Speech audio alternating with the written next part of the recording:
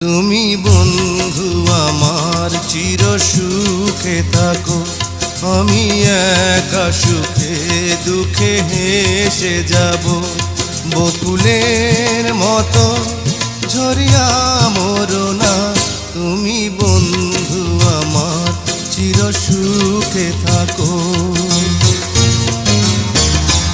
আমি প্রেমের বাগিচার মালি হয়ে মালা গেঁথেছিলাম তারে পরাবো বলে, সেই মালাখানি হাতে রয়ে গেল। তুমি বন্ধু আমার চির সুখে থাকো।